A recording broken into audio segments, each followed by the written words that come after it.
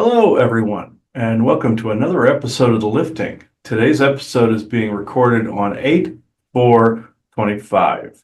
This is going to be very interesting, folks, and like with all episodes, before anything begins, I now open the circle within true benevolence and no conflicting agendas as of this moment in time. So, Joanna? We are all one, and when one is harmed, all are harmed. When one is helped, all are helped. Therefore, in the name of who I am, and I am one with all there is, that only the highest good be done. We pray for you, your friends, your family, your loved ones, to let healing energies in. Let them love you, let them nourish you, and let them bring you to your highest good. We ask for benevolence now to please come in with no conflicting agenda, so that we may have this conversation in great understanding. And we ask for malevolent or mischievous type beings to be swept away, so that we may have this conversation in peace. And with that, in great blessings that we always send your way, we say, so be it. And so be it. This is actually going to be a very interesting topic, but there were two sources here that actually wanted to actually do the same as you saw in the Q&A shows, where you had the affirmation and blessing.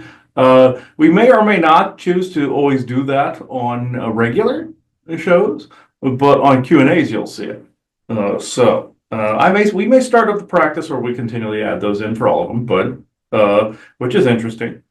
This one was an interesting source. So. Those that claim the noblest of paths often are the darkness in disguise. The warrior is great so long as it remains within goodness and righteousness of spirit. The warrior fails when it is gaslit into the abyss. And that is from wrestler Hulk Hogan. So I thought that was actually interesting. He's actually become a very high up one now in a very short period of time, from our perspective.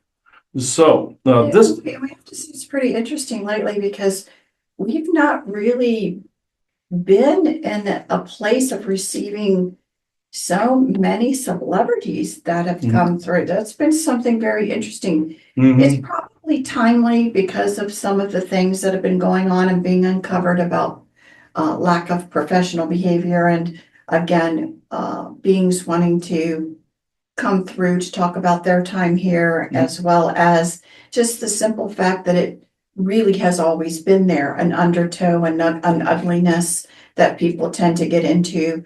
And they really wanted to have these conversations. It's just really weird because it's not normally the venue that we seem to delve into, but it's delved into us, apparently. It's delved into us, and and again, with what we kind of talk about in general, it does make sense. It's just, I have to just kind of say, we're both kind of, wow, this is wild. You know what I mean? To be involved in these types of conversation, but we do desperately try to let people know what's kind of in the unseen undertow of what's going on in different places. So it does make sense. It does make sense. And what seems to tie some of these sources that at least one of them that's going to be channeling today into this particular topic that we seem to have conjured up, or it's conjured us up, apparently. Communication hygiene. And this falls under the previous, the bad effects of good intentions and the bad effects of bad intentions. It falls under this category, under a subheading of those categories. Or intent would be the top category, and those would fall under that. I find this very, very interesting, because it also depends on what you're attached to. You hear me say this with healers, you hear me say this with readers of all kinds, from tarot readers to Reiki healers to any of them.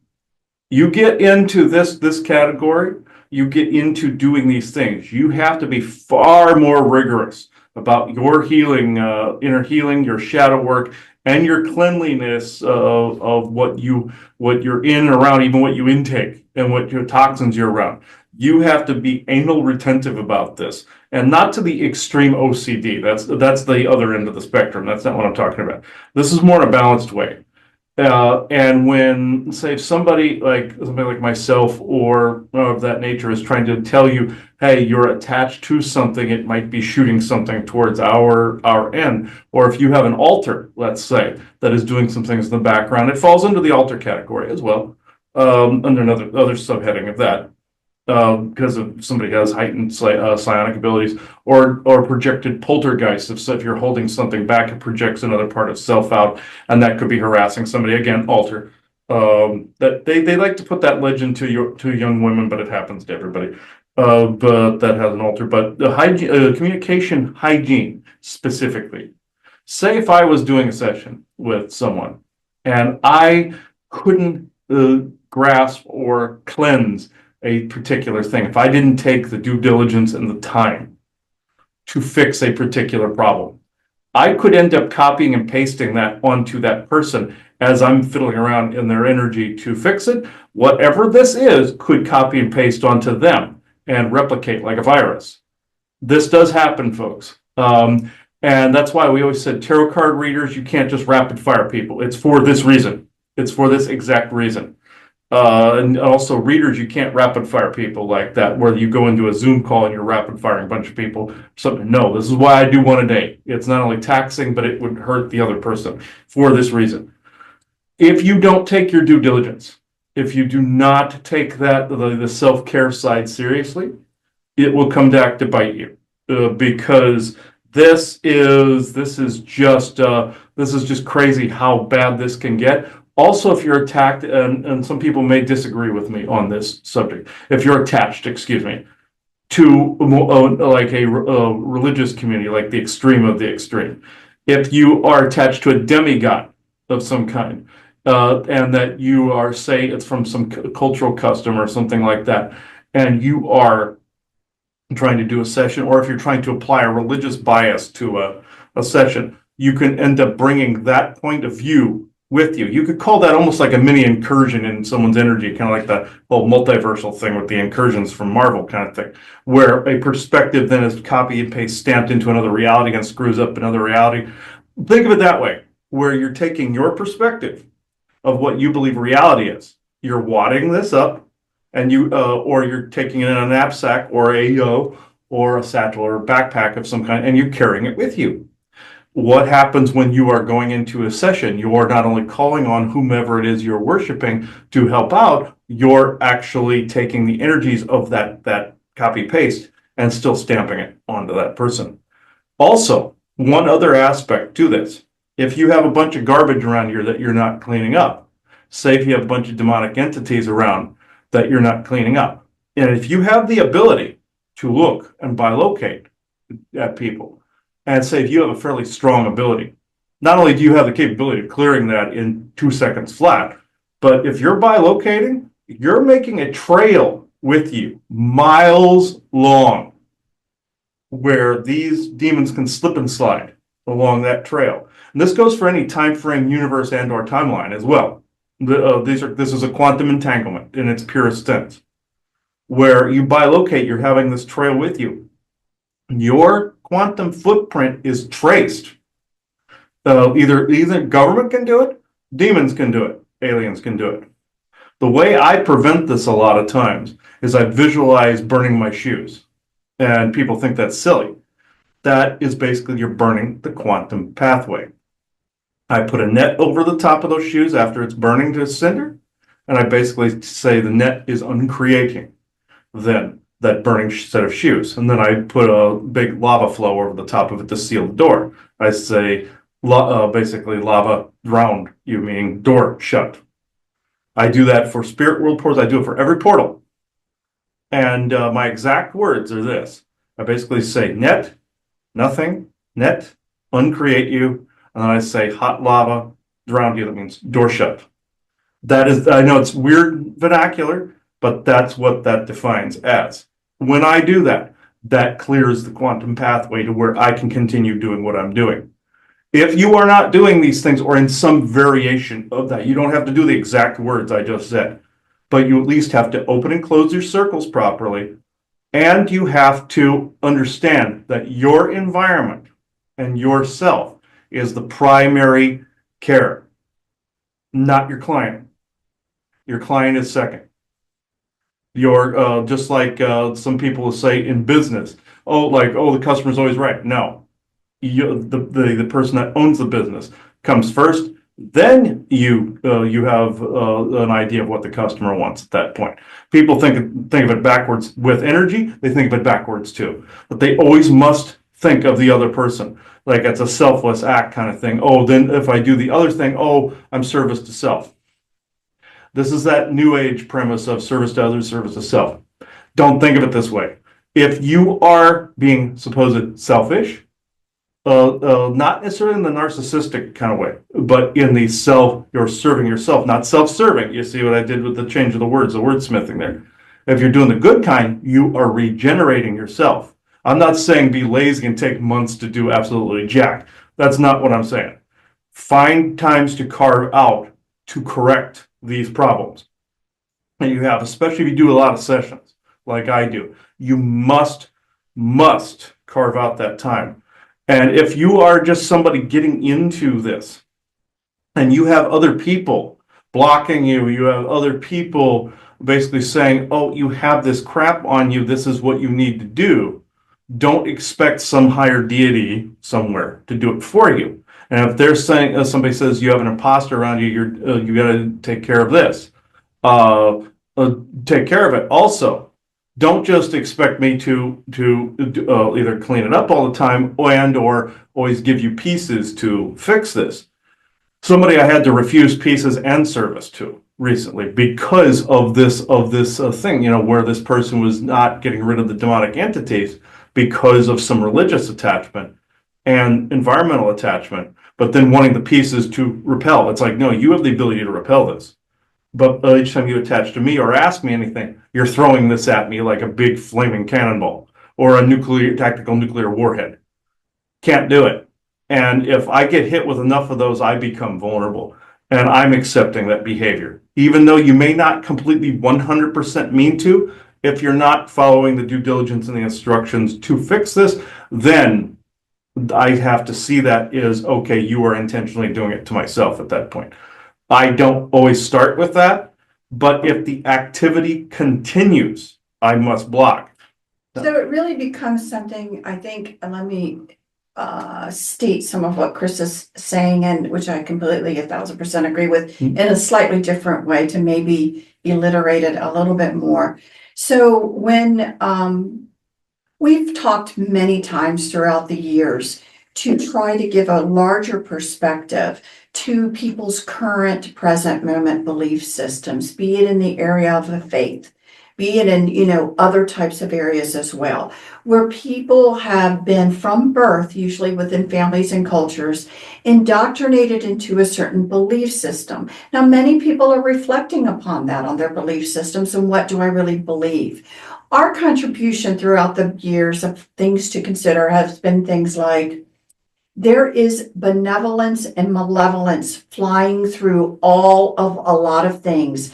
And a lot of things that began to be very good, right, may have been innervated by something malevolent that's trying to dominate and control. We've said that many times. Even here recently in our speech, we talk about different things that are constantly innervated by it.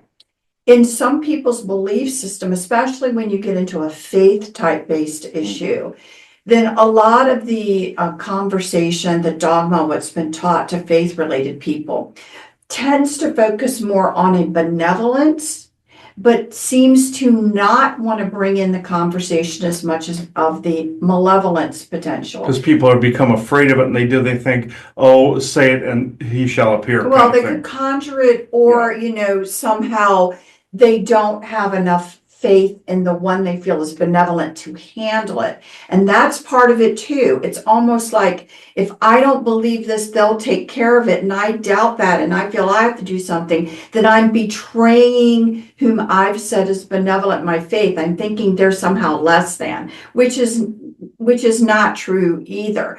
What we've tried to say is, I'm not going to tell you what your faith should be. What I am going to say is, would you consider, please, for putting an even higher, exclamation point about what you want to deal with or whom you want to talk to, and ask for benevolence for your highest good with no conflicting agendas. We've said over many, many, many years that the umbrella term, we use it as an umbrella term of what does an angel mean, for example. And again, even in most biblical things, you'll hear about fallen angels and different things. And we say, well, in all honesty, from everything we can tell, there are degrees of beings that consider themselves one of those in those categories. And unfortunately, in that category, there is benevolence and things that aren't quite that are malevolent and mischievous and want to actually cause more harm.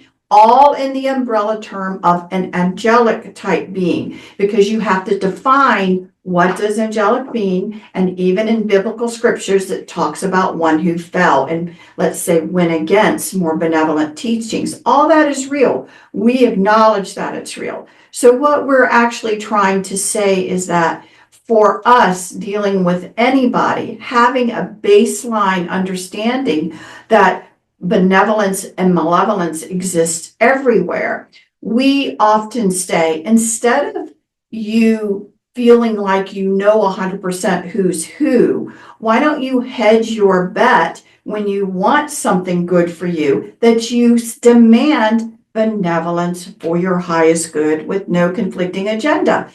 Then what should show up with your intention is something that truly is benevolent, not a trickster, not a demon. There are people as well that are in this conversation with demonics and evil type entities or tricksters that sometimes are like, well, you know what? We have the ability to convert them to good.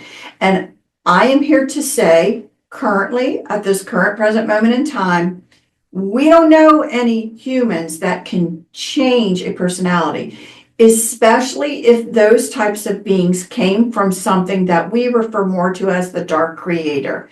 And if that's true, that is the essence of what they are. It's not a split. Part of them is good, part of them is bad. This is a boat only into the one area. Yeah, and there was also one part I will add to this. There was a belief for thousands of years, actually, that one could take an entity into themselves and transmute it. Now, if you were at a vast enough frequency and at a faster moving frequency, should you still attempt this? Absolutely not. When you're in a slower moving frequency, you would have the propensity to get attacked more when you're in this density. Like if you came from another one and came here, you're going to get hit more, believe it or not. And people think, oh, that's the opposite of what they've been taught. Exactly, because you were given the incorrect, out-of-date information. What I'm saying is I knew a person who thought that she could transmute demons. I saw one sitting in her core going, like that. And I said, you realize you have a demon in your core. You want me to ruin it? Oh, no, I'm sorry, dear, you're mistaken. I'm like, no, it's sitting in your core. I'm looking at it. Oh, no, you're mistaken. And I transmute those. I dissolve them. I'm like, then why is it fully intact in your core then? And I pulled this out and showed it to her. And I said, here it is, right there. Where'd you get that from? Your gut. And you put it inside of yourself and you thought you could transmute it. There's like maybe 2 people on this planet that I have ever seen, and even those are questionable, that could possibly do that.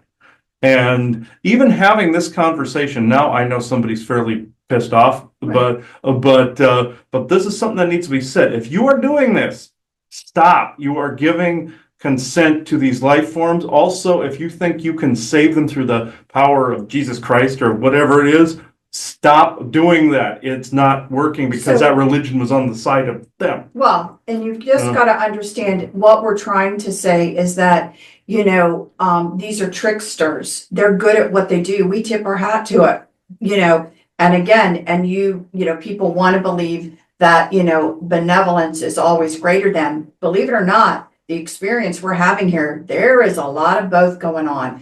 And so you've got to understand these things. So what, again, we say is I'm not going to sit here and challenge your faith, but if you want to get along with us, you have to understand that this is our experience. This is our understanding. We want you to raise the bar on your expectations and state out loud that you want benevolence for your highest good with no conflicting agenda, to tease out any of those. And you can ask for, again, any sort of beings to even help you with this process. The problem will then become, as Chris was saying, let's say that a person who chooses not to believe this and chooses not to take the advice that we're giving on how to make it even cleaner for yourself, let's say, then what will tend to happen, I hate to say it, especially if you've been told, especially if we have taken the time to try and tell you this, and again, not asking you to change your belief system, asking you to shore it up in the benevolent side. And if you think we don't know what we're talking about, if you're like, you've got it handled, if all of that, and we have taken the time to try and help you understand this, especially then, what will tend to happen is that, as Chris was saying, when you think of somebody, when you are doing things like that, a threat is created to them. And if demonics wants to then use you, they are going to surf along those threads. And you are going to be starting to dump in demonic beings and others who want to hassle the other person on the other side. Now, again, this does not mean you know about it. This is like Trojan horse kind of things going on, but it absolutely happens. And if things like this are brought to your attention and you actively choose not to ignore it, then I hate to say it, but it gives darkness a aha, willing participant.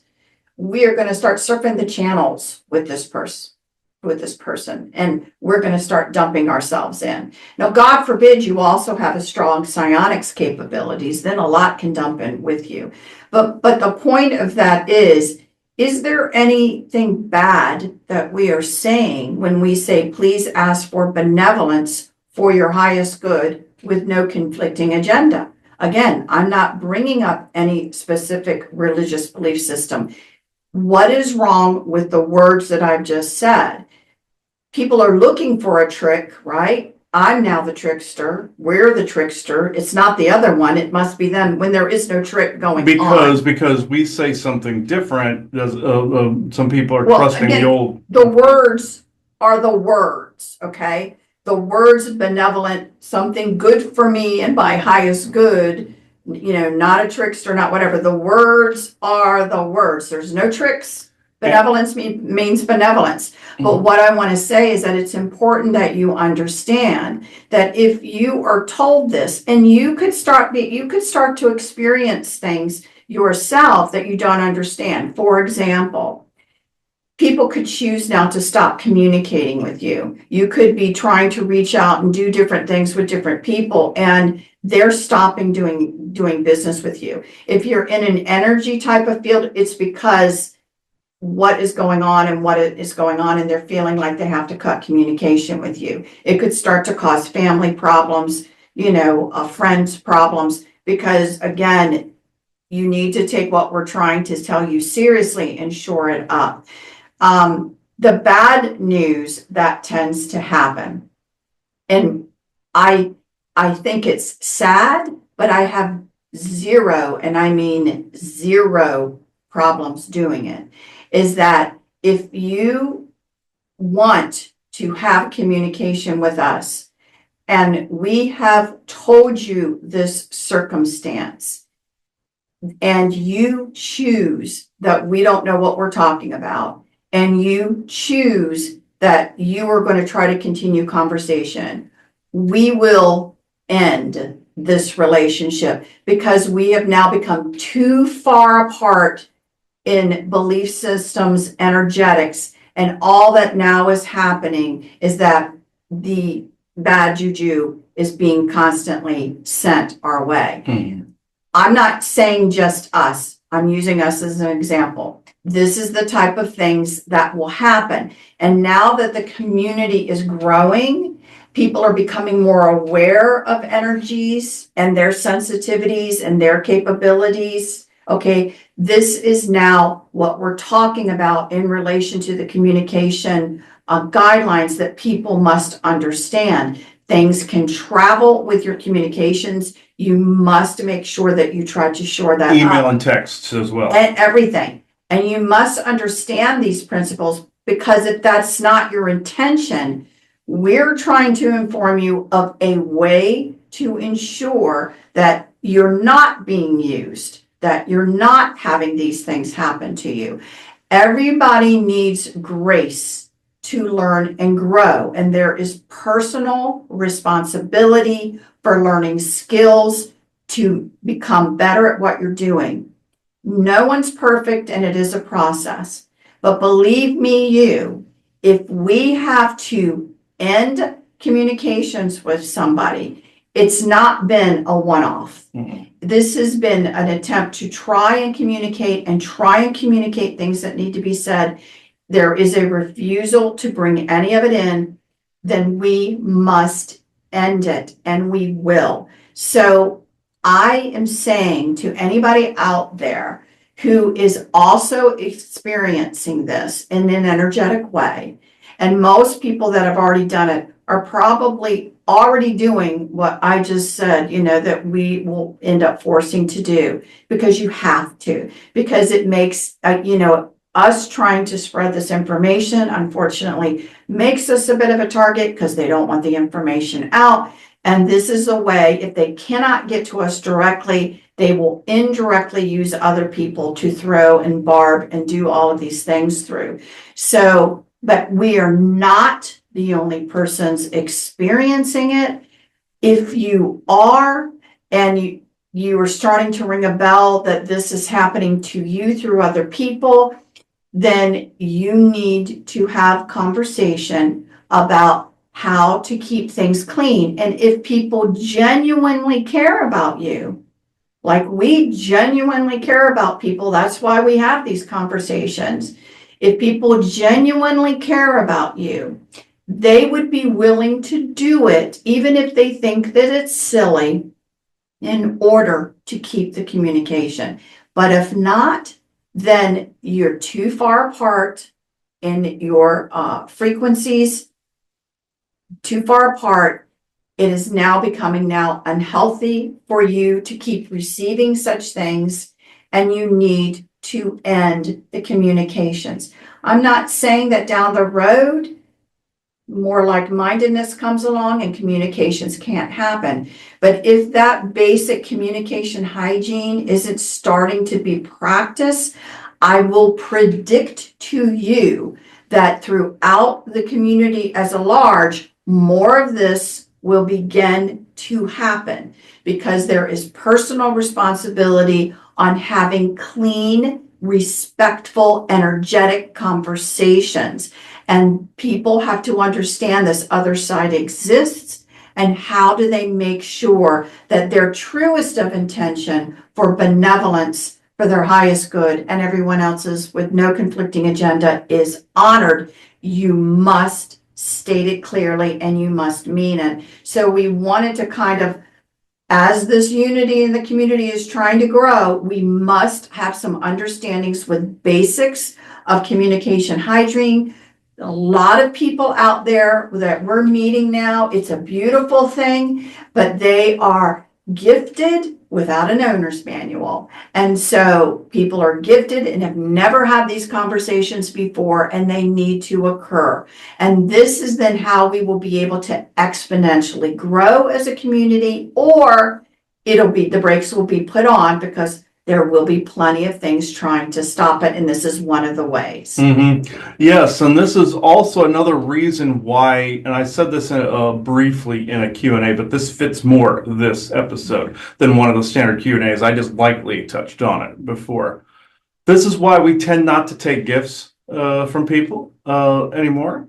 Like we told you in the past about all the cursed masks and pictures, paintings, all this other such. And this is why we don't do that anymore. Even if the other person may have been well intentioned in their mind, here they didn't know what they were connected to. And this goes for altars too. If you've created something, you might have a contrary somewhere that is undoing that. And I ran into that in myself and had to clear that. That's especially true with SSPers and people that didn't know they were SSP. They're like, we had the cursed masks. I've had to burn a couple of those. I had to ship one to a haunted museum. We also had people uh, send us haunted objects at one point to be able to get rid of them. I never really originally authorized that. People just did it out of the blue. And I still forbid that even to this day. And if people want an address from me in the future to send it to, to a museum or something, go for it, or just throw it out or destroy it. One of those other options.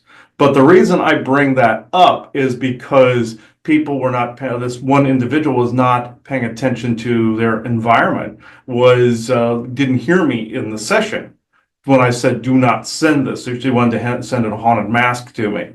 And I said, no, I forbid that. I'll give you the address of where to send it, or just throw it away, and revoke and renounce ownership of it when you're doing it. And this person was staring into space. And I said, no. I said, did you hear me? Oh, yeah, you said send it to you. I'm like, no, I said none of those things. And over and over again, this practice took place. And I got fairly angry with this person.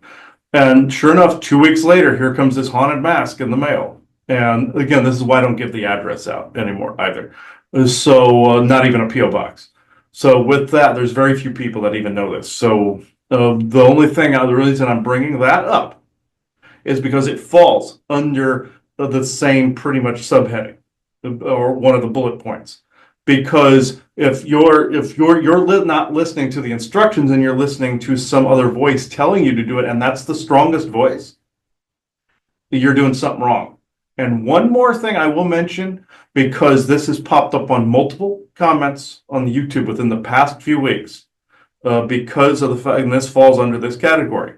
There was this very upset person that said that I hurt her by getting rid of a painting and then saying that it was cursed. The rest of the conversation wasn't registering, and I will clarify because it has to do with this subject matter. This had to do with an SSP altar that was in, if you're hearing this, was in the back of your energy in your head, that then was applying certain things to the paintings. Unintentional. When I notified someone else of a similar thing, this woman, their higher self and avatar connected in that way, acknowledged it, and the energy shifted, and that person's altar went away. This, it just dissolved, and the poltergeist energy dissolved. This person was then going, oh yeah, I'm hurting you. Oh yeah, I'm hurting you. I wasn't accusing of that. What made me block in the end is because the activity would not stop. So I absolutely had that, and then I was accused of actually unduly harming this person. I have to say this was not the intention, but it was warned against prior to me doing it a couple of times, actually. And this is what I was referring to, was an altar that was doing it, not the intention of the conscious individual. This had to do with SSP junk that was also attracting other things that were also building the bridge that way. This is why that painting had to go. Not that that was the very first choice, but it was a choice because of the list and of things, the plethora of things that were going on and activity that was going on because of that. And I know that was not the original intention, and you think that I've hurt you in this way. That is not true. I wanted to apply that to this individual that is more than likely going to hear this. But it applies to this particular topic. That is the only reason I added this. And we, like I said, briefly mentioned it in one of the Q&A episodes. It was just a tiny sliver, and I wanted to actually make sure that that was expounded upon in this. But this is actually quite an interesting topic, and it had to have been said for a while. And this is to my fellow readers. You absolutely must go through this rigor. And some people that are into the energy work already know this. what I'm about to say. Like I said, you have to take the time. And I even saw a post by a fellow reader recently, within the past like few hours at the time of this recording, said that she had to go off grid for a while and just be with nature. If that's what you have to do in order to make that cleanliness happen, that communication hygiene pristine, that is what you need to do. That is now the preference of the individual. There is a laundry list of tried and true ways to do it. But if you come up with your own combination, and that your urgent sense of urgency says you have to take in a lot of time to do it, not an over amount, not an obnoxiously long amount. I'm just saying, you can't go from like reads to doing reads. I'm tired of this, and you're backpacking through Europe. It don't work that way. I'm just saying a respectable amount of time within a couple month or a few month bracket there. That's usually how that works. But also if you're making a living off of this, you have to find times within the in between to do that. Not easy, but if you become a public figure like our public figures like ourselves, you have to find those in betweens. And I'm saying this because it's difficult, but I used to do it a completely different way. I used to do it the old, like some people would say, the old hippie way, where it was just like, okay, I'm just going to do nothing for this little bit. Can't do that. It's not an option anymore. But the option always must be there to do the cleanliness. That's what I'm trying to say. If you're trying to say, well, I'm busy doing something, carve time in between. That's what you must do if you're doing this energy work or you're doing your clients a disservice. So that's what I wanted to bring up there. Did you add anything? No, please chat with us. Oh, this is actually quite interesting. Some of this was discovered in a session earlier today, and I know Bob wanted to briefly give a slight update during this. He's not the only one that's going to do that, but unless he wanted me just to pass this along. Him and Burgess had a really rough time recently. I actually had to pull Bob and Burgess out of a snare earlier today, literally an energetic snare that the Princes of the Universe set up for them. And because they were spotted at the conference too, and so I had to release them from that. The Bob is moving away from the Serrata grounds. He would not tell me where he was going. Burgess may not be around us for a whole lot longer. No offense to either one of us. It's just they were going to more of a dragon safe area. So they wanted that to be relayed to people to expand on the Bob Date 2 that we did before. Bob Date 3 at the moment is they're moving to safer ground. I don't know if he wanted to actually speak first on this subject, and the two others that would speak briefly. I got to make sure that I will have them say who they are when they talk, because I don't want to make promises as to if both of them are actually going to do this, because I don't see them at the moment. So, okay, all right. Isaac, is Bob here?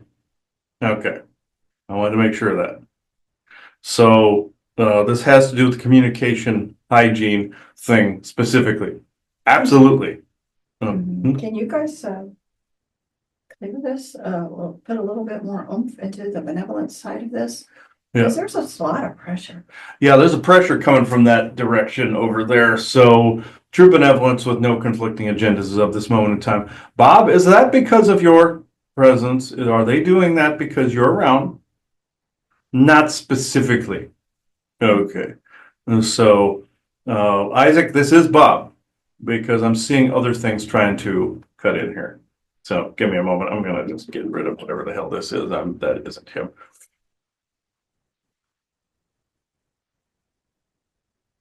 Oops, that is actually quite big. Okay.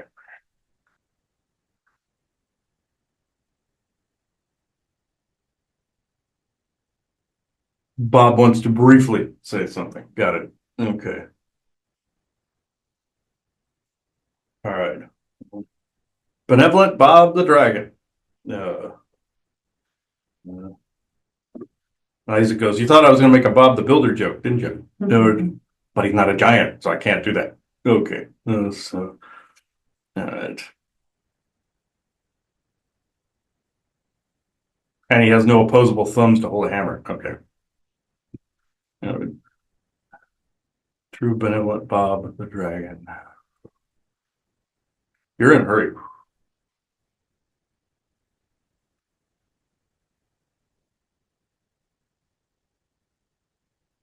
Excuse the abruptness. This is something I will bring up. This is why I was urgent before with the other Bob date. It is because I'm moving on from the Serrata ground. I cannot divulge where I'm going. Just know I will be able to be in communication from time to time from where I am. I ask that you do not trace the location I'm going to, but I can go through crystals and communication arcs as well. So convert. If you have the like certain like dragon edifices, things of that nature. The communication hygiene, the way this fits is, say if you're channeling a particular group, somebody was channeling Pleiadians, thinking that this uh, was benevolent, and they said all the right things, did all the right things, but in the end, they were the princes of the universe. In the end, they don't like dragon very much. In the end, did they leave a snare for me on the beach side before they left? Yes, but they didn't. They left quite a while after the last conference goer did. And so this was something that was unexpected by myself. I did not want to leave those grounds. I actually quite enjoyed it. But since the conference was in that area and heralded those that hailed from different planetary star systems, different dimensional places, it became a little too noisy. I enjoyed some of it, but seeing not only some of the skull inhabitants, but the princes of the universe, I kind of knew what needed to happen at that point. So, and Burgess is the same way, given no offense, those that come and go from your presence here. We are not saying that you're unclean. We are saying some of the ones that try to poke are unclean. The same goes with some of the channels that were there. They were unclean, not in a disrespectful sort of way. I'm not saying that. But one would think that dragons could hold their own against such foes. You would be incorrect. We learned our lesson a long time ago, not to involve ourselves in some of the larger fights because of the fact that we are too few because of this. When the last time our kind engaged in anything and tried to get in the middle of a dispute, this was in the middle of a dispute with two angry brothers. Our kind was nearly exterminated. So we are not playing peacemakers. We are not playing referees. We are going to our own realm space. And that is where we will communicate from. It is a safe space for all. And all those, and I announce this now, that in the future, find your way to the, how can I word this? The unending open skies. You guys will know what I mean and the location by which I mean. You will be able to fly once again unimpeded by other air traffic. You will go to a place that is only our kind, but we can communicate with those of Midgard. This is what we need to do. That our haven has been accessible to us once again, and therefore this is where we must go. This is unfortunate, but it is also fortunate that that place still exists after the last Great War. This was a spot for us to come and go from, like when you take a vacation to the beach, you are getting away from energies that you've been around for years. Let's just say this is our beach. This is our vacation, but permanent. We're not pulling a Pete's Dragon where we're saying we'll never return. Oh no, Elliot, we will never return. No, no. I can honestly say at one time, yes, we will. But I'm extending that invitation to all wayward dragons that pass near the unending skies. You know what that code means. So, even to the one that was in the picture last year at the conference on Sean Bond's picture, even that guy is welcome, as crotchety as he is. So, do not allow yourself to be photographed if indeed you do not wish to be communicated with. Just say. That is basically like saying you want your privacy, then walk into a public place demanding privacy. Which is not our issue at that point. But if you have questions for me, My only actual question is, it sounded like what you just said was that your home, your beachfront, your place of sanctuary has been now brought back to you, meaning that it really wasn't an option for you before, but now No. it is. no, it was not an option to get back to. It was too far away in not necessarily frequency. That's the wrong choice of words. It's like your Andromeda TV show where Dylan tried to get back to his home world but couldn't reach it via a bunch of like portals and such. And then eventually it was made available by one big leap. Yeah, his Tarnvedra home. This is exactly what happened to us, where one day it just was. That part of Midgard opened up a doorway again. We nickname it the unending skies, but it's a part of the introverse where we can pass into. Some people would see it almost like spirit world, but we would appear as if we would be deceased here. I can say this over these airwaves because of the fact that our enemies cannot touch us there. This is a place that we have struggled to reattain. This is a place not necessarily that we came from. This is a place we created out inside the introverse. And yes, you can create things out of the void dimension and everything, but this was there, but we more or less created, colonized to get away from after the disaster that befell our people. We went there and came and went.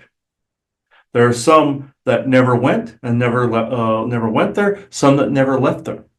There are a lot of us there. If we were only counting Midgardian dragons, because we are few and far between, there are thousands of us there waiting for us. Smaller than normal, mind you, but there are. You would see them as small, not as large as myself or Burgess, but these are dragons nonetheless. Excuse a moment, there is some interference.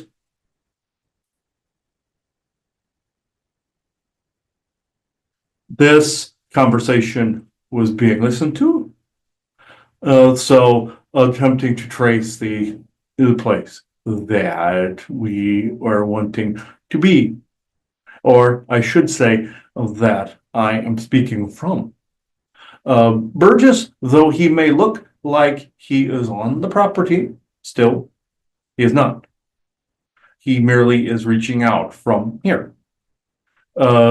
And he decided when he met me that we were just going to go there. It's like your elves in your Lord of the Rings, where they went to the Undying Lands, and they left the realm of men to go to the Undying Lands.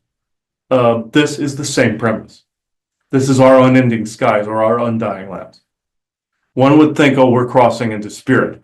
It would feel like that from a human perspective because of the frequency. It would feel, your body would react as if you were dying. Other seers have said that same thing. If you encounter a certain frequency, the body reacts with a fight or flight. Well, if it does that to a human, imagine what it does to one of the princes of the universe. This is the kind of reaction we need to happen for the moment. Well, I do understand I do understand completely, although I'm a little, I'm sad, of course, but in another sense, I'm really not sad. I'm very happy for you guys. And it's hard sometimes because I think Chris and I think, did we cause this? But we didn't cause this, but something better is No. coming, but something better is coming for you guys. And now that opening, be it you guys all put your intention together and created the opening, be it the source creator also helped create that opening. However it happened, I am glad for your safety that it is there. Yes, it has been there for millennia now. Uh, has been there for quite some time. If you went there, it would look like your earthly surroundings. It's just that there'd be mountains, seas, skies, oceans, grass, trees, forests, all of it. Whatever the dragon type happens to be, what they favored, that's what they wanted because there's so many different types and colors and shapes and sizes. I would be more the quintessential medieval fantasy looking type. Burgess is more the raging Buddha fat ass type, but he looks like that one from your Dungeons and Dragons Honor Among Thieves. You know that fat one. That's what Burgess looks like. Small wings, big Buddha belly, and just sits there holding the space. And then they just wait for the food to come by and go.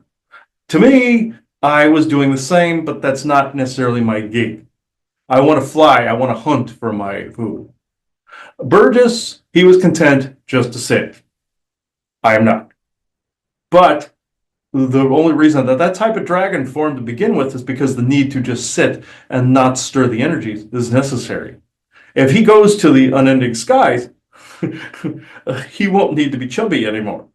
He could be more like the original form, like myself, to where the wings can stretch and fly. You see, he didn't always have the teeny wing. He didn't always have the big Buddha belly. So we can shape shift back to that form. Next time you see him, you may not recognize him. He may be more akin to myself looking. Then there are others that have made their way there. There's even spirits of dragons that have passed through there. Others also have tried to penetrate that barrier since it has become visible. They cannot. It is key locked to us. Granted, we're not the only ones that are welcome there. Others can pass through if they are, as you say, truly benevolent and no conflicting agendas, which means no wayward white knight in shining armor with a big sharp sword ready to decapitate one of us like your St. George. That guy was retarded. And I say this because he thought he had accomplished something when in fact he was merely putting a dragon's head on display. As I said before, it's like in Skyrim, the King Olaf story with the dragon in Dragon's Reach in the game series. It's the same story where he kept one as a pet kind of thing. No. That was human born and Orion born and a few others. But getting away from the sad aspects, eventually the dragon's graveyard will be fully excavated. It has been found by humans. As we've said, it's the elephant's graveyard in your historical text. And also, while Musa wanted to pass along a message as well. This is where his people are going because elephants and mastodons are also types of dragons, as are cats. So others are going. Some dog types, yes, but you see those cat dragons, like your picture to the right over here. They are going there as well, except for the ones that wish to remain on Midgard and some of the other frequency variations and variants at their own risk. Not all of them are discovered, but they are going too. Some of your gargoyle types are as well, because they're part of the dragons family.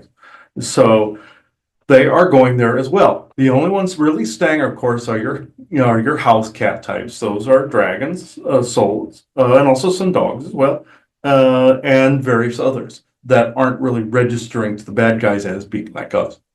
But yes, they are going there in droves since that sanctuary is reopened. Like I said, humans will more or less put two and two together in Africa, the Drakensberg area of Africa. This was an area where both Enki and Enlil clashed over the skies above, causing the deaths of thousands and millions of dragons. It was originally a nesting birthing ground. It is now a graveyard of bone. It is a pit spiraled downward into the inner earth, into a garden, honeycomb of bones. This will eventually be found by regular people. It has been found by some academics that don't know what to make of it, but there are dragon skeletons there. We are leaving this behind for human academic digestion. And we do not wish it covered up. We wish the real history to be seen. Well, thank you. Any last words before you leave this conversation today? Yes, this has been a pleasure and an honor. Just know when you walk the Serrata grounds next time, I will not be present there. Know that if you, say, have a statue designated for myself, I can speak through it periodically. It makes it easier if it's like the others, the magnetic variety. It makes it much easier if you make one like that. That is a generalized dragon one. If I could do a product plug, this would help out greatly. Put one in the center and make it an arc. Then any of us benevolent dragons can speak through it. You will get us in droves speaking through it if you make something like this, like the forest people have. Not to self-ingratiate in your presence kind of thing, but you will get a few of us going hello from time to time, because we see you as kind and generous people, so we will speak again. You may even get spirits you recognize from time to time, say your Relento and Lentazar. Your Burgess, the reason he had to back off, him and Richie discovered earlier, Burgess's eye had been injured, and it had to be repaired. Right, dragons can regenerate eyes if they get yanked out or limbs that get cut off. They can regenerate slowly. So all they did was start the regenerative process to fill the eye back in. This was from Princes of the Universe sticking a spear in his eye. And they like to do that. They think they're king of the castle, and they're not.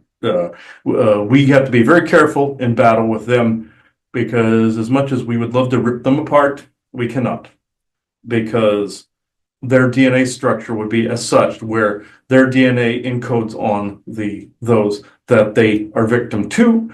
The person gets splattered on, and they can transform into this. This also goes in your Elder Scrolls, where you had the godly Daedric character that was actually encoding onto a person, and then that person became just like him. This is what happens. They found a way to copy and paste their DNA. This is short-lived, though. This has a half-life. This doesn't last forever, but this can change the personality of whom gets imprinted on it, and that can be everlasting to a point. So this is what I wish to make. It's just, again, to any and all wayward dragons, just know the portal to the unending skies is now open. It's one of those, you may now board your flight. Or the Undying Lands in your Lord of the Rings, except the elves already have had their Tir na nog. We have our unending skies. So I will pass this over to the next person. I thank you.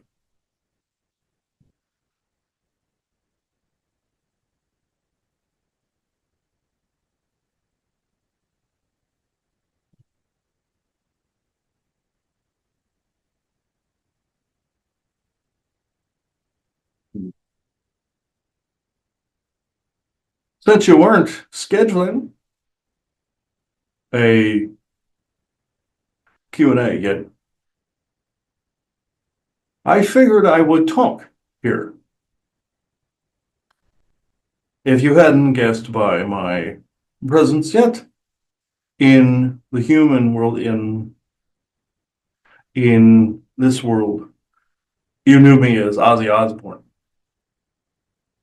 I came to him earlier today requesting this voice because of this topic. Others have channeled me of late, either ghost box and or psychic medium type people, and they've gotten the details correct. I make it damn sure that it's me. I make damn sure that people understand myself. He heard moments before you came home today, someone sent him a video of me talking to another psychic. And what I said to this person was, in life, what I showed the public was not all of me. It was the best of me. But what I dragged and told spoke far greater volumes. He even heard me say to the other medium that I even tried to sell my soul to the devil at one time. This was actually true, believe it or not, and it did not work. You want to know why? Because some oversouls, no matter what you do, no matter what how you are in life, no matter what, there cannot be a contract or bargain struck because that was not the path of the totality of the consciousness of the oversoul. You see, you can do that over and over again, and the reverse is true too, where you just can't shake it. And the cleanliness of the energetic hygiene, what you are talking about, has directly to do with what I'm about to say. In my life, if the voice sounds strange, it is both of us talking. In my life, especially when I was young, I thought that I was a God incarnate. Some say I accomplished this in life, and I'm not going to completely object. But when you are at a stage where, how can I put this, where you feel your shit does not stink, it probably stinks the worst. I never believed in any of the Christian prospects, even though I was just accused of it recently in somebody else's YouTube video. This is where the lie was. I was not an active participating Christian because I saw things that I did not care about. I did not care about these things. I took that Prince of Darkness persona as the mask, as myself. I liked the metal persona because I came from a war period. One that the only way you can just express through metal music is to have lived through something like that and turn it into beauty. Translate this into beauty. And this is what I aspired to do. But I knew it was low vibrational, but it became more of a virtuistic, a virtuoso, I became a virtuoso of this area because of the fact that I had gone straight into the shadows. Some take their whole lives running towards the light and never stopping. And the dark always pulls them back. I went the other way. And the light, or what you perceive as such, pulled me towards it.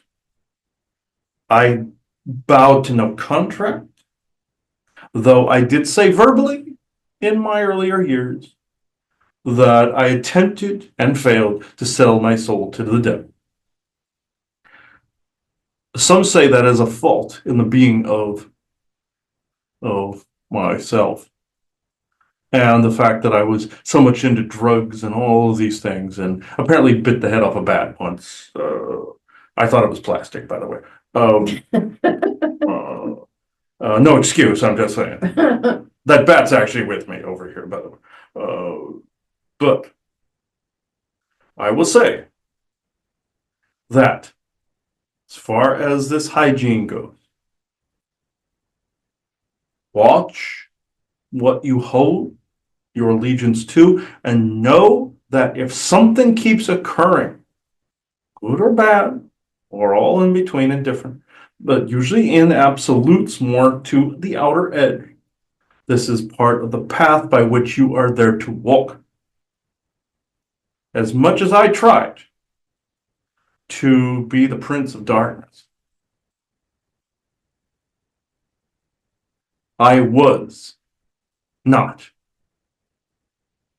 It was my path that in each consecutive lifetime that I and Sharon were learning about these aspects together. We were not the nicest people to one another, as the other recording said.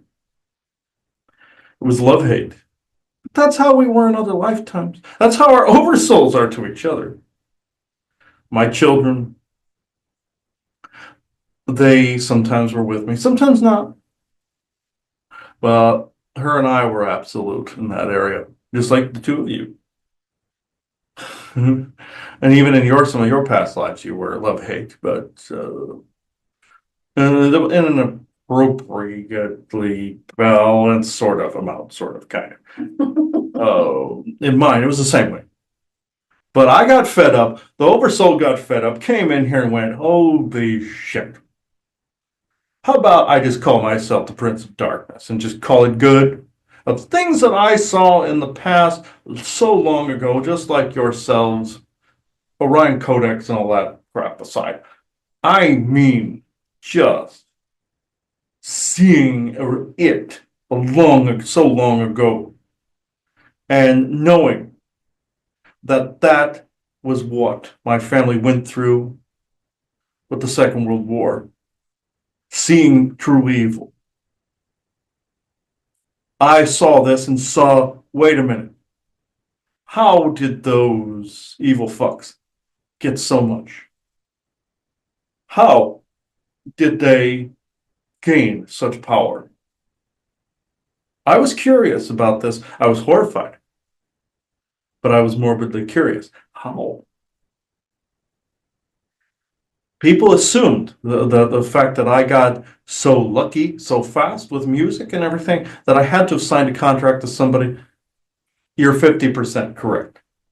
I didn't do any of that sick garbage that some of the other Hollywooders, all of them have done with children and Satan and all this other crap. No, no, no, no, no, no, no, no. What happened is that when I attempted to do this, the oversoul, and I mean just like the genie getting the three wishes from me. I don't mean anything with kids or diddling around or anything like that. That was Michael Jackson's territory. We'll rip on him for a second. But his oversoul wanted to experience that to undo that portion. I, on the other hand, saw that shadow from a long time ago, and not so long ago, in your most recent history, 80 plus years. My father saw that. I inherited a world at war, and I saw on that soul level a copy of this. And I basically went, okay, how about I be its prince? And the name stuck with the genre, but it's not as low vibrational as you'd think. It brings joy, it brings happiness, it brings calm, even in the screaming. It may seem low vibration, of course, because that was its origin point. Your church is full of crap, though. It's not summoning demons or anything like that. They are full of shit. But in all fairness, it started with it's kind of a dark seed, but it has become something more than that, like your horror movie industry. And as long as people are enjoy doing it, what has it become now? It became something greater than the sum of its parts. This is what my soul strived to do, create something greater than the sum of its parts. This is why my avatar here as Ozzy was not allowed to sell his soul to the devil and my soul to the devil. You're starting to hear the combinations of the Oversoul library. Not me speaking in third person. The creepy people do this, and I encountered more than a few. few in hotel rooms, few wandering the streets. Creepy things like my son asked me on that show, "Did you find anything, see anything creepy in a hotel room?" Plenty of things.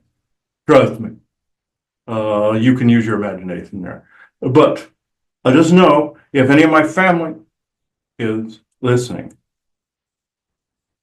I feel no pain any longer.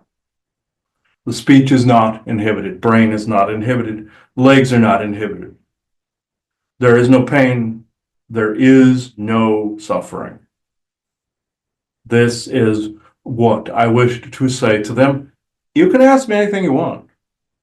Well, I, I do believe you because I've believed it over and over again that things can change with intention and with joy and with different things. Just like, people may have their feelings about Christmas, but for a lot of people, it brings together joy and caring and loving. Maybe the opposite of what an original domination and control wanted, and it can change and more. So, Halloween was the same, and yes. so yes. Yeah, so I definitely believe that. I can't help though but bring up obviously the unfortunate events of a music mogul who's been on trial, let's say, and the fact that Now you want to it's talk about a Prince of Darkness. right. But what I wanted to bring it up is related to the music, because I know that there was conversation about taking some of the music in some of the different ways and trying to make it evil. Like you said, the Prince of Darkness really, who wasn't you, but he really exists. But again, is that a valid concern, again, about saying things in certain musics that are there to influence in a domination control type of way? Oh yes, oh yes, it's there. But see, the opposing vibrations fight back. You have your music program, of which you know about, and it can go through the voice of the person sending out propagandic waves. But I knew my own energy. I knew what I was doing coming through, even if the earthly me did not. I knew I was here to correct some of those vibrations and waves and set harmony straight. Just like some of your Toroff came through to you and said that they were here to hold the harmonic space a long time ago. This is essentially what I was doing. I was excused. There is some interference. Give me a moment. Excuse. As I'm speaking, they do not like this being said. Yes, this is one of their cornerstones. No matter what the music genre is, your bad guys have 1 foot in each door. That means that we, as genuine, balanced people, good people, must have 10, 12 to 20 feet in that door. And that is what is going on. I could come up with a song brought out from the darkest pits of hell. And I could bring life and fire, true benevolent fire, to that. I could take that pain and translate it from those times and show people what that looked like. And that's what I came in to do. Music was my life. The Ethereum, as I said before. This life, this path.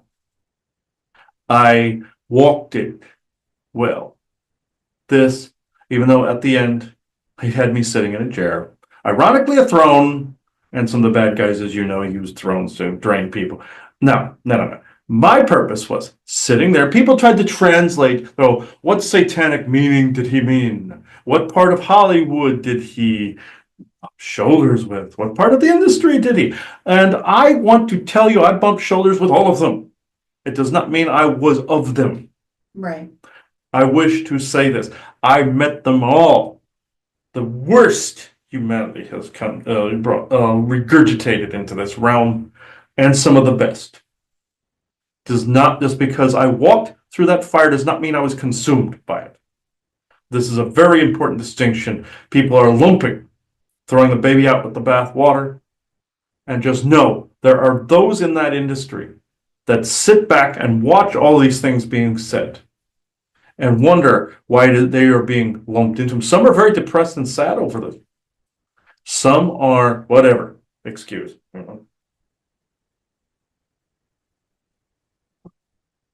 Some are distraught over this. And I was not necessarily distraught, but I was not upset either. Because I read what people would call conspiracy theory. And I wasn't really into it. As you saw with my son Jack, in trying that show out. Mm-hmm. I was not into it. I was more like, okay, I love my son. I'm going to try this. This is his passion. I wish to join in this. There were some things I enjoyed. I poked fun at him, the whole ball lightning thing, that whole thing. He's hearing this, you know what I mean, Jack. And Sharon and the rest of you. This was a time where even though I could not do a whole lot, I enjoyed those visits. I did not enjoy, however, seeing all the hard work that I put into place crumble. I was very angry at the fact that I had virtually nothing to show, and I thought it was nothing to show for my music.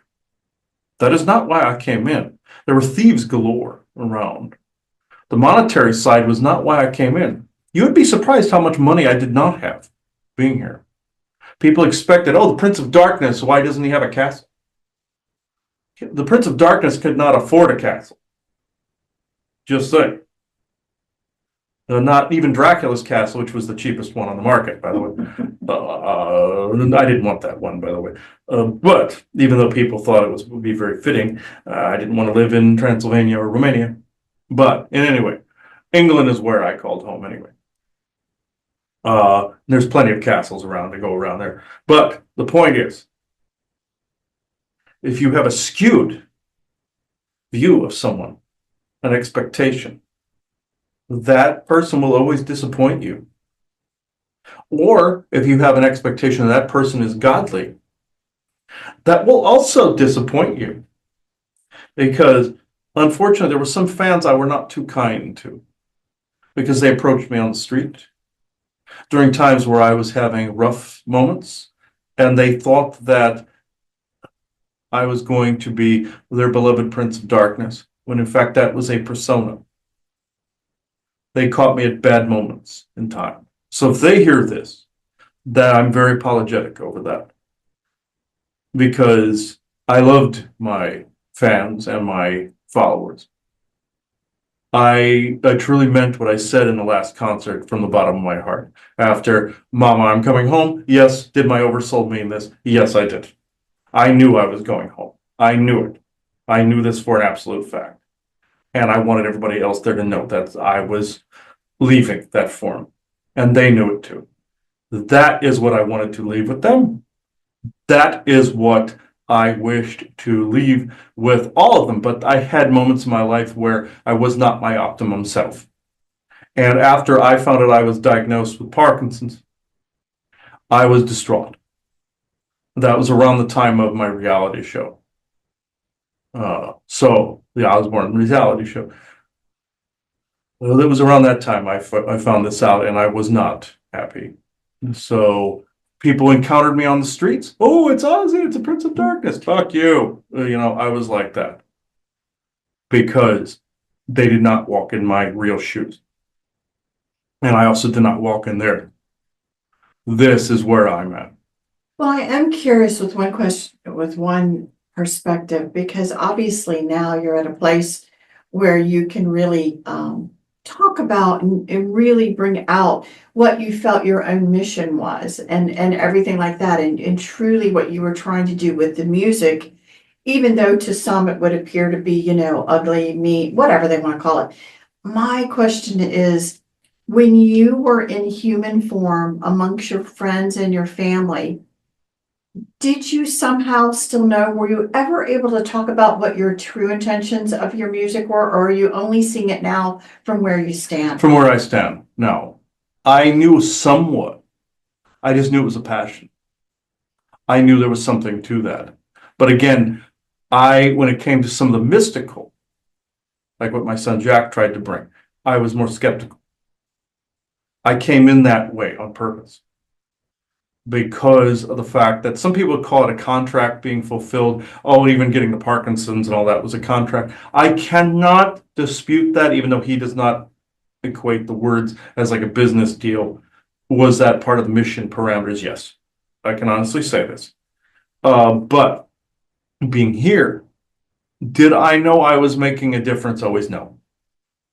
I was actually quite distraught that I did not have more than what I did. But there are times like Sharon and I would argue all of that.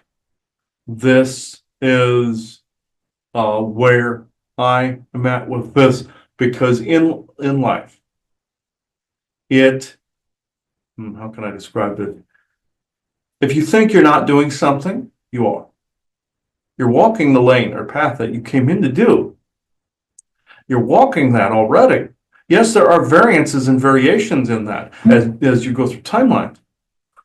But the oversoul's intent is always the same. Yes, can there be some infectious stuff from other dark expressions? Absolutely. There are some that has happened to, and I've seen it. Again, Prince of Darkness name. That's why I chose it. But I just know that there's some variation that can be changed, that you can change in the mission parameters. But just know that this is what's going on. If you get sick with something, you have to walk through that fire. You don't have to wear it as a badge of honor like some people do, but you have to kind of eat it and walk through it.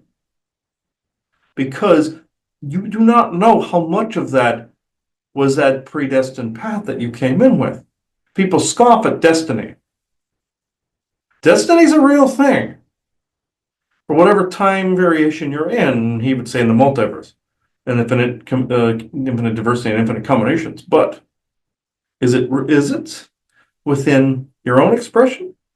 You know, like your Michelle Yeoh character, where she still experienced her woes at the end of even resetting the multiverse. It's the same thing. It's the same thing. And his brain holds a lot of useless information, I must add. His brain is a file cabinet of just like different variations on the same word. And he doesn't even know how much is in this vault. He pulls out maybe this much. Now you know why I yell at him for wordsmithing me to death sometimes. He has the same variations. He would make actually, he does do poetry and writing and everything, but he would make a good Webster's dictionary writer. I'm in his subconscious now, and there's 100 different variations on the word there, or why, or how. And apparently the Oversoul was good at wordsmithing and spell writing and wizardry, because this looks like an alchemist's chamber, the inherent. But there's file cabinet and vault file cabinet of just nothing but word variations and subplot variations and show variations and things of this nature. And this is just his human subconscious. It's no wonder he gets anything done. But this is what I pull out of this. I'm just telling you what this looks like is a gigantic vault of like shit. When I wrote songs, I pulled from, of course, the heart and the soul, the ether, the ethereum. Yes, he does this too, but he holds on all to this in a big archive. And the human mind was not meant to hold this much. But at any rate, this is part of his path. This is quite odd from my perspective as from here, but I rag his oversoul because he hears me as well. And the two of us are chatting there. I give him shit. We actually know one another. I happen to know you guys on this level, and others that he has spoken to, your Bjorn and your Susan, for instance. I happen to recognize them. But I digress in this. I have not ever seen a odd spiral corridor of file cabinets before like this. But yeah. Any questions for me further? Well, in regards to the topic at hand, basically the communication hygiene, any specific words of wisdom that you wish to pass on? Uh-huh. This is why I brought up his file cabinet, you see. Because I would do the same in writing and stuff like that. What you become then passes on to the next in that communication hygiene. It is not necessary to know all the inferences of the letter T or F or a G or the inferences of a single etymology of a single syllable. Yes, the oversoul knows these things. Yes, can you connect to, are you connecting to all things? You are this already. It is not necessary in this subconscious mind. And I'm well aware of your 20 and backs of this of late. I've seen this. Aside from the memory bubble, suppression bubble, of which is extensive. It is not necessary to record all things. It is not necessary to be all things and know all word variations and plots and subplots and what goes bump in the night. The Prince of Darkness already has done it. But is it necessary for part of your path? Because I kid, yes. But the point is the communication hygiene, you must get that in order to enunciate things properly. It is not necessarily the vocals to enunciate every subsection. That means you are a walking dictionary, and that is boring. I am saying this out of kindness. I see this, and Michael Jackson wished to relay this, and also my other guest, Hulk Hogan, wishes to say these things. Having this entire library in the mind will implode the mind. Because the mind was only able and designed to hold only things that were in the moment and also have a photographic memory. People have this, yes. But the weight of 1,000 lifetimes, the weight of 1,000 solar systems, 1,000 suns. No human was ever meant to look upon this and retain it completely until much later in history. Yes, you are leaving your mark now, doing this and opening this door. But as you leave that footprint, just know you're moving one foot in front of the other. And that communication hygiene counts as you are walking one foot in front of the other. It is not a sobriety test, of which I have been a part of many. The cops were quite pleased, I might add, early in life. I was in my 20s, but yes, earlier in life, teens, quite amused, actually. But later on, you don't want to be a drunkard going in and enunciating everything. Your mouth actually loves it when you get into a word conundrum like that because it's caused some of it. It is not all that powerful, by the way. It is actually just more of a puppet, but it's more like a parrot, some weird, creepy AI parrot. And also your voice to skulls. Other people add to that file cabinet from time to time for it, but it's more annoying than anything else. To some it's torturous. But I'm just saying I heard some of it myself in later years. I'm just saying. Hygiene affects the footsteps. Deal with your shit. Deal with it well. Deal with it efficiently, but deal with it how you need to. Not with how you expect to. How you need to. That way, your communication hygiene is pristine, and you are not having bad breath as you talk to others. You see, it's the same as oral hygiene. Can you eat with bad teeth? No, I had plenty from the drug use. But some say the Parkinson's were from the drug use. Yes, but again, the path I walk. This is how I know, is because one foot in front of the other must be firm. I realize, and I'm saying this again, that his oversoul is relaying as well, that this is part of the purpose, to be able to recognize all these patterns. But recognizing patterns everywhere makes it impossible to be at peace. This must be translated into something meaningful. This must be translated into not just facts and figures, but to something else as well, something larger than life. And it is through energies. But to hold on to every moment in the subconscious, that negates the one foot in front of the other. This negates just walking normal, and then you begin to moonwalk. And yes, Michael, I am actually poking at you. Yeah. No, well, pun intended, by the way. I met him, he met me on the other side as well.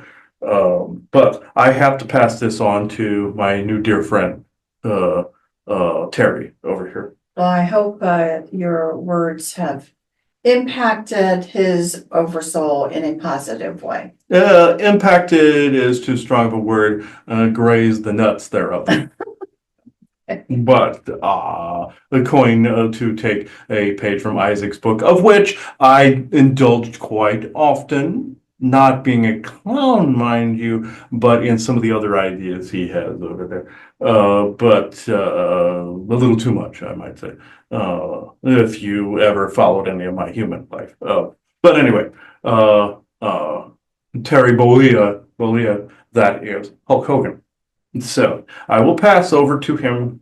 He wishes to say a few words that apply to this topic. So I do thank you for having me. Thank you.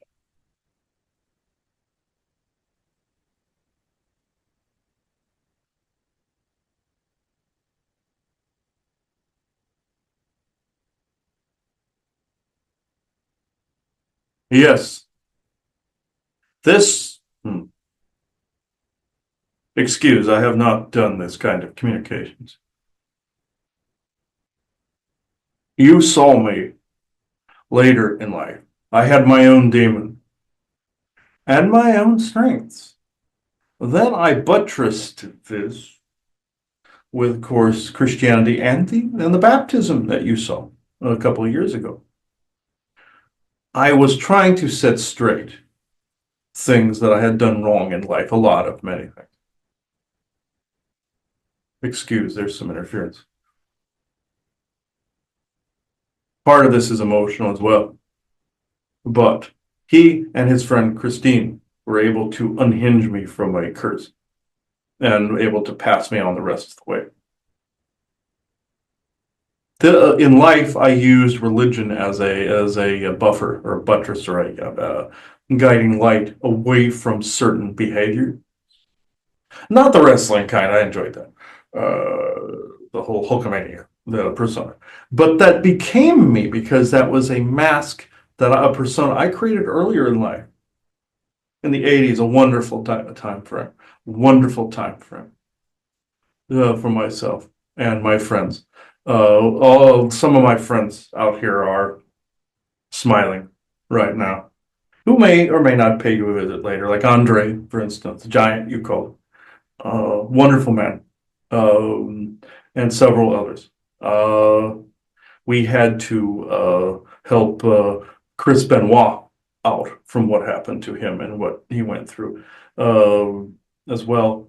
I greeted several others as they were going through a darker vein.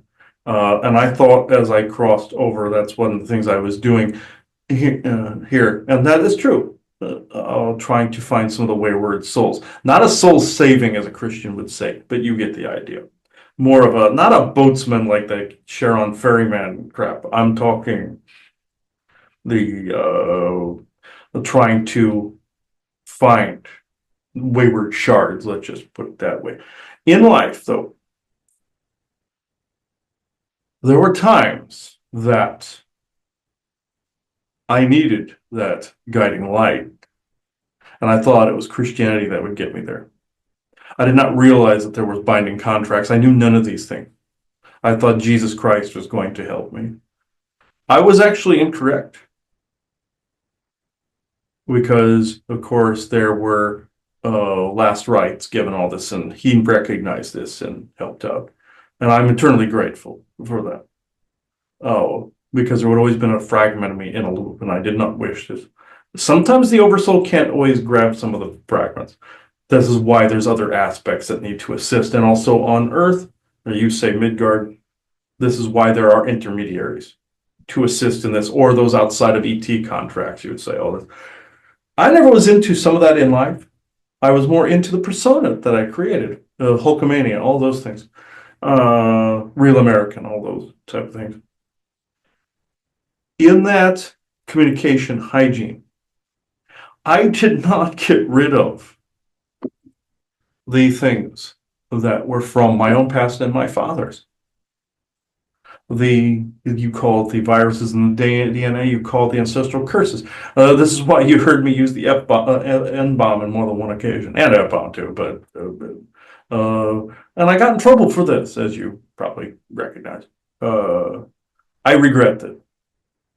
But do I regret pissing off some little, you call them tit babies? Not really, no. Booker T, you know what I'm saying, if you hear this at all. The communication hygiene in this instance is not getting rid of curse words or even naughty words, like your N-word, for instance. Eventually that's going to come to pass, but nobody's offended by that. Was I here knowingly applying that in that way? No. Did I mean it in the worst context? No, I did not. Others in my ancestry probably would have. I'm not here to basically say that there's white privilege and all this nonsense, because I don't believe that. I never did, and it is not true. And there's another race that needs reparations, all that stuff? No, no, no, no, no, no. That's not why I'm here tonight. To clear things from your path, even in intention, even though I locked to some contracts, I knew not what. My intention was to walk a different path, to change as you say, the sins of the father, getting rid of all the lineage curses, getting rid of all the unnecessary behaviors. I thought some of the woes in my life that maybe I displeased God somehow. And I was wanting, I figured, going in the good graces of Jesus Christ would fix this.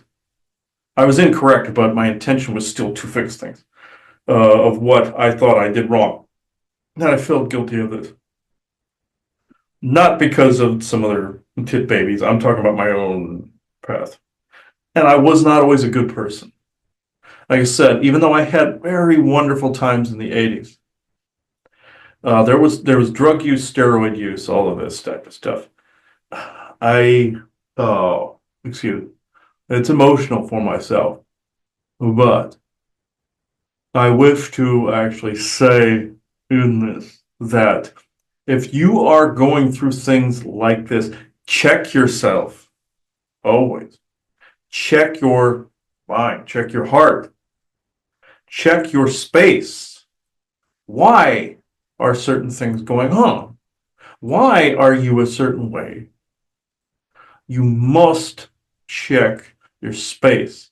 If you are not in joy in what you are doing, you must figure out why, whether it's medically related or whether it is physically related or whether it's spiritually related and soul related. Is your soul crying out for something? If your soul is crying out for something and you attempt, of course, the telepathic work, if you are connecting to another, they think you are screaming at them. There are insiders that he says actually said these things, where if you say hello, it sounds like you're screaming hello at them. Think of that aside from annoyed ETs. that probably should recognize if it's not for them or not. And he's mistaken that from Isaac, where Isaac was mad about something and thought it was about him. It's the telepathy, nature of the telepathy and frequency. That's the communication hygiene. With anything you are not fixing, or if your soul is crying out for something, crying out for balance, this is heard in eternity. This is heard in many places, many corners of creation. This is what I know currently based on my current form. And I will say, a life unfulfilled. They say no, it's no life at all, but a life unfulfilled is heard in eternity. And the friction is heard. This is why I cried out for spiritual guidance. This was the original reason for it. And I thought it worked. I recognize now that I was slightly in error, but the original intent was still pure. Do you have questions for me? Well, I think it's something, what you're bringing up right now is very important because again, I'm not a person who's for, again, with any faith system to throw the baby out with the bathwater.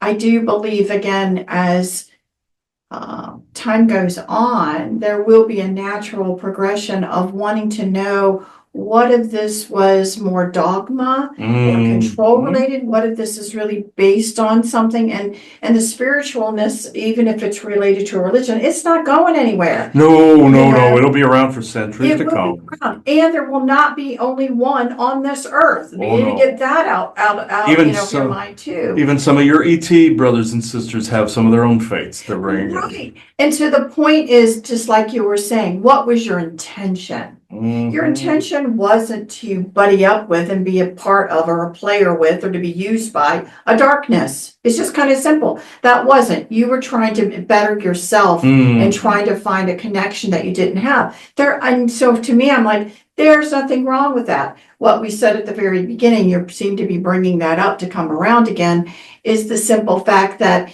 hedge your bet by also demanding benevolence for your highest good with no conflicting agenda. There's no trick in the words. It's to just say, I'm going to dot the I, cross the T, and make sure everyone out there really knows what I'm wanting, because the depths of some of the things that you're speaking about, the little contractual little nuggets here or there, people may never know about it, but it can be overcome with the true spiritual intention of good. Yes. People always like to say warrior of light or sword of light, or they like to say knowledge of God, or like any of these things. Yes, God has so many different meanings because there were so many negative ones, and there's dark creator and all these other things. It's in the wording, like last rites. There's no such thing as last. It's eternity. Yes, it's wonderful. You know all these things. That you know the spellcraft and the wordcraft. It is wonderful that this has been grounded to the earth. This is badly needed right now in the academic, but in the intention and the vibration, it starts with the intention. It starts with wanting to better yourself and bring balance into life. You say chaos to order, but it is actually more balance. Balance could also mean somebody going, yay, and having fun with something. It may look chaotic, but it doesn't mean that it's not orderly, and it does not mean that it is not right and just and good. It is when you become balanced, you will see the real person that has been hiding behind all of that. Right. Did you know, and you may have answered this with somebody else, but since you and I have not spoken, I haven't heard anything else. Did you know you had a cancerous disease process going on in your body, or was that kind of an autopsy surprise? That was a surprise to most people. Did I know I had something that little bits? Yeah, to a point, yes. But the leukemia, did I know about the leukemia? Yes and no. Well, I knew something was wrong. I didn't tell too many people. I didn't tell really hardly anybody. I looked fine. Then one day I was not. but it was my time to leave this world, regardless. Did I leave it what would people perceive as early because of the mistakes of the past, drugs and all that stuff? Ozzy would know this probably better than anybody.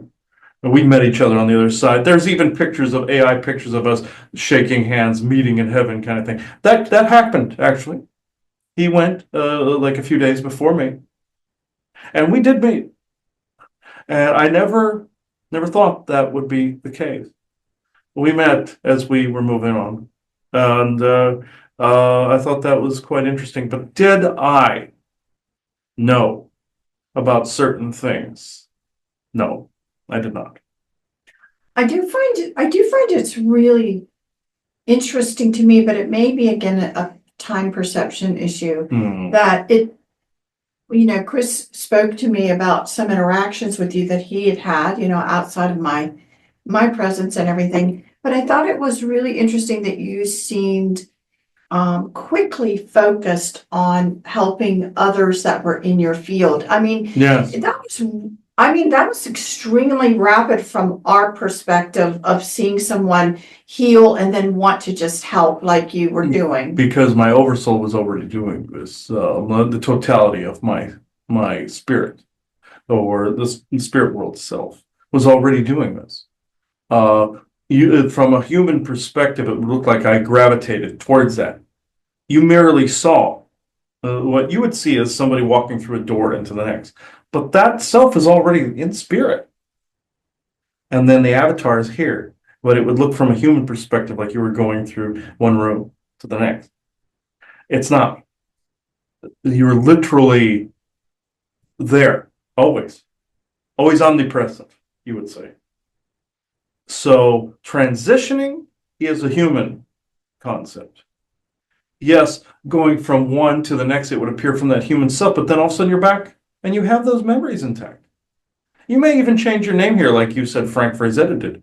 But I noticed, and Michael Jackson noticed this as well, that there he thought that we were all coming to him, even with the queries posted to us, that we were coming anyway and not regarding his time of recovery. And this is not so. And he knows this now. This is not so. It is because we were there to assist. We're there doing what we felt to help rebalance, to avoid a mental collapse, because of the important work that is being done on the earth. I saw this. This is why I came and did the whole kind of Hulkamania thing for him when he helped myself, because his oversoul is wanting to do all this work, and I had the lifting logo on the other side of the torn shirt. Right. I did this to get to. This was more of a subliminal, subconscious thing that not only sometimes the work overload him a little bit, but it is more has to be a strength. It has to be a focus for the hygiene purposes, the communication hygiene purposes. For this purpose, you must have balance. And Michael brought this to my attention. He was not necessarily a warrior. He was to an extent. He came in to do what he did. Mhm. And that's the path the soul walked, with the altar, him walking beside himself. Very difficult path. And spirit kind of not necessarily shunned him, but kept him out of certain layers until he got that dealt with. And which he did, and your Ragnar helped him through via the playful ridicule. And those two oversouls knew each other a long time as well. And we know all of them as well, and I do as well. But we saw there was distress, and for you guys helping us out in this respect, we then the oversoul was basically saying, "Look, in this area, saying that there's some imbalance. Please assist here." And this is what I've done. This is why I've also come through to other channelers. They will hear some of the human stuff, and they will hear some of the rest as well, even with their equipment. Some will use your ghost voice boxes and all these things. And I would be careful with that, but it actually does accomplish the goal. Some things are frauds, some things are not. But I even made a joke to his his friend Christine. Just know Hulkamania is coming for them, meaning the bad guys, meaning anything that is inhibiting balance. I'm not saying I'm a sort of light type. I'm just saying that there's rebalancing. Yes, warrior, of course. But some people would perceive it as justice. And justice and justice deserve kind of thing, just desserts kind of thing. And I suppose, but it was more because assistance was requested. Now that I have all of my marbles back in order, so to speak. There's a pun in there somewhere, or bolts tighten, you would say. The Frankenstein bolts tighten kind of thing. There were jokes that we would pass back and forth that we would all say, especially with Andre, being the big giant, the Frankenstein, type thing. We had some jokes that we threw back and forth. Some of which I can never utter on your show. They're racially charged, as you probably may have guessed. But private things are fine. It was quickly noticed that anything nowadays you might want to steer clear of that, just as you remember my immediate history. But in any case, Spirit is wanting to relay this also to your audience, that balance absolutely must be absolute. You must find this place if you're to continue any sort of this kind of work. You must find this, and yes, also he would argue that also getting further ahead would bring about this balance, and then he always would say in retort some way, energy work would say, but you must find this to get this. Both are true.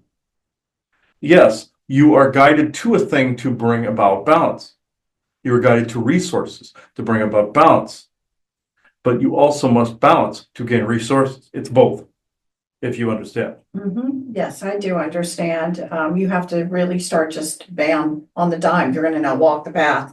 So you become it, it becomes you. Like the Hulk Hogan, Hulkamania persona. That was me through and through. It's like Batman being the real person and Bruce Wayne being the mask. It's no different.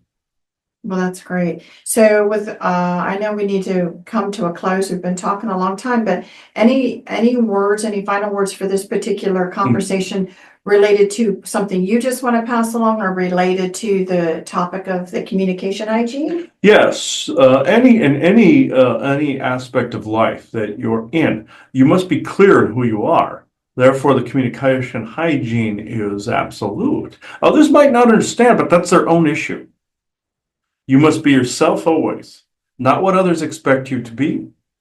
And if something of your past is no longer kosher is the wrong choice of words, not applicable, not making a Jew joke there. It's I was actually making a balance comment. It is not, if it's not in balance, it will not relay correctly. You will not be understood, even though there are bad guys that try to twist words and everything. I would like to tell you those guys go away soon. No. People have to recognize this to get that to happen. And you guys are helping with this, and others are as well. There's others that you haven't met and probably won't. It's like in your Mission Impossible, for those you will never meet. This kind of work is mainly for those you will never meet. If I could say anything on this, and I will reiterate, anyone doing work such as this is mostly for those that you will never meet. So, if there is nothing else, I will detach now. Thank you. Thank you.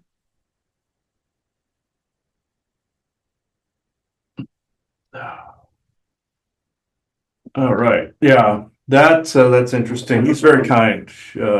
Hulk Hogan. Terry Bollea was his actual name, but he's like, actual name now. Hulk Hogan was the name I go by, So if you're anybody's reaching out to him, yes, of course, for channel purposes, you have to put the birth name and all this other stuff. But just know that he will say to you thereafter, he goes by Hulk Hogan. And his mission is Hulkamania. Yes, I get it. And so, yes, for entertainment purposes, but also in energetic purposes only. Disclaimer there applies within, he says. So, okay, now we have a jokester. So, but let's see here. Yeah, that was actually quite interesting with Ozzy and with Bob. So, this was actually, I knew that from doing a session with Richie earlier today, that that these two were going to approach. So and be part of this show tonight. So, Joanna, I don't know if you have anything else to add to this. No, hope everyone enjoyed it and got something from this today. Yes. So I, at this point in time, I now close this circle within true benevolence and no conflicting agendas at this moment in time. So thank you, everybody. Bye bye now. Hello, everybody. I actually forgot to add that last affirmation and blessing while this thing's exporting over here. I got to use my phone. So I open the circle within true benevolence, no conflicting agendas at this moment in time. Okay. This one was by Ozzy. So, there is no real end. Darkness, light, all the same in the end. All the same place, all in due time. We must meet ourselves as we begin to know. So this is from Ozzy Osbourne. So I wanted to make sure that got in there. So I now close this circle within true benevolence and no conflicting agendas as of this moment in time. So thank you again, everybody. Bye-bye. Oh, one thing we learned from them after the show was over is like something Einstein said, there's only two constants, the universe and stupidity, which they said neither is true. Multiverse and also labeling people with stupid. It's not a constant. It's the only constant is change. So that in and of itself saying stupidity and the universe are constants is wrong. They said Einstein was hearing this as they were talking to, that he might come in at some point and talk. I think that would be interesting. Debate with Albert Einstein. So if people want to see that, let us know. I think it would be interesting. So I just wanted to add that little nugget of information that popped up a little bit ago in private. So it is 8:21 p.m. Eastern Standard Time, Monday, August 4th, 2025. Thank you. Okay. I know Ozzy mentioned in the show his son Jack, of course. The Osbournes want to believe that was a show that was on in, I believe, 2021 through 2023, I want to say. Let's see here. It is... I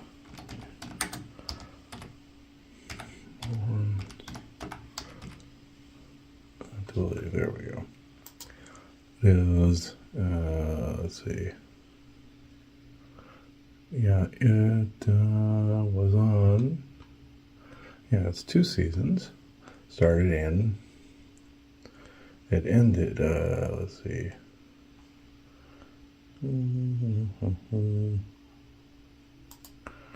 Let's see here. Yeah, it's 2 seasons. Started in 2020, and it started in September. On September 20th, 2020. With 8 episode season, starting with one called Now You See It, Now You Don't, and ending in season 2. Let's see, ending in season 2, with ending on December 26th, 2021, season 2, episode 20. Today is the end. So, yeah, basically saying that was it. And they tried later, but they couldn't do it because of Ozzy's health. So, to do it, it's an excellent show where they just review videos. I thought about trying to do that. Aubrey and I were going to try that with Conspiracy Sector. People want to see that. Let us know. Something similar to the Osbournes want to believe. So, like a branch off or a spin-off of some kind. So, also, he has several other kids. It looks like Kelly Osbourne, sister, wasn't mentioned except briefly. Amy Osbourne, daughter. Jessica Starshine Osbourne. Didn't know about that. No picture available. See. Louis Osbourne and Elliot Kingsley. By different mother. So, yeah, okay. So, looks like Ellie Kingsley is half black. I didn't know any of that. So, learned something new today, that he has 6 kids. So, I thought it was Jack, and I knew about Amy as well, so I thought it was Kelly, Jack, and Amy. But, nope, 3 others. None of the others were mentioned. It was just Jack by name, and meaning Kelly was implied, but none of the other 4. Okay.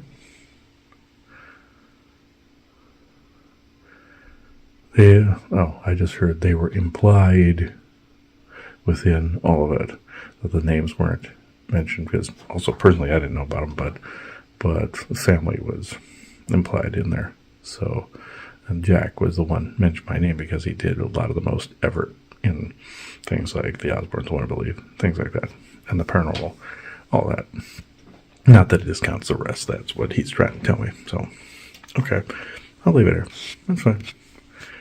That's interesting. So it is 9:51 p.m. Eastern Standard Time, Monday, August 4th, 2025.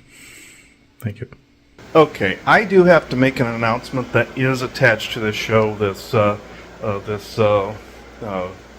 communication hygiene. And when you are communicating with me to get a session, please, for the love of benevolent source creator, do not describe the things that are going on. This opens a channel. And if you start naming beings and naming types of beings, there is a chance that that happens. It doesn't always happen. Sometimes it has to do with the intent. A lot of times it's the intent. But in some cases, and there's power in the name too. Just get the session, and then we make the law of one safe space. I say law of one: when one is harmed, all are harmed. When one is helped, all are helped. So therefore, in the name of who I am, and I am one with all there is, I give thanks that this is done. So be it, and so it is. Then, I say I open this circle within true benevolence and no conflicting agendas. Then we take care of it. Then I say I now close this circle within true benevolence and no conflicting agendas at this moment in time. We are to cross time space where appropriate is for every so in moments, all sessions, and expressions. Going that route, I have to do it that way. I cannot stress this enough. Don't send a bunch of stuff ahead of time. Don't send a manifesto with all this stuff in it. That's notes, all this other stuff. I don't need it. But you will disrupt our environment if you send it ahead of time. And that you're basically, your focus is opening the session. Had somebody today send me an audio message basically saying, oh, this being I think is infecting the outward environment, etc., etc. And then where did I go? Where he sent the message. Me. Not placing blame. But I do have to stress, please, this opens portals. Just sign up for the session. Don't describe any of the stuff. Just know that it is, whether it's from a possession to something in the outward environment, to any type of oppression, aliens, I don't care what it is. Just say it in session. Just say you need the session, we'll look at it, and when it's in the safe, boxed-in environment, then we go into details. You send everything ahead of time and you start to connect. There's a lot more involved than just doing that hour session. There is a lot more legwork. And that legwork gets a little bit worse if people are doing that. Again, not laying blame, except the only time I would lay blame is if you have been warned about this and you're warned that you're conjuring negativity intentionally, and of course you're doing evil unto others, but then you've been warned a number of times and then you don't correct it. Because sometimes, like I said in the show, sometimes if the person is informed, the higher self or soul and the avatar will come to a consensus. It's like the helicopter pilot and the soldier on the ground having a consensus. The soldier goes through the apartment building, the helicopter pilot cannot see all things. It was like that show Travelers, where people from the future came back and they had been misinformed about events, but they needed boots on the ground in our time, because it was hundreds of thousands of years in the future. It's that kind of dynamic. So, where the facts were wrong in this time. It's sometimes you're not getting things quite right, or you're not decoding them correctly, and then you form the conduit and blah, it is. Again, only laying blame to those that have been warned. Don't do that connection, and also the ones, of course, that are intentionally doing it. So I just needed to inform you of that. So, and add to this of something that happened today, and it caused a huge stir on this property. I mean, bad. I was wondering what the hell was attacking me, and then I see the message in my Facebook Messenger. I went, oh no. And listened to it, and sure enough, describing in detail. That's great, you're logging it. Wonderful, wonderful. Do it in session. In the safety of the session. So, I'll leave this here. So it is 5:40 p.m. Eastern Standard Time, Thursday, August 7th, 2025. Thank you.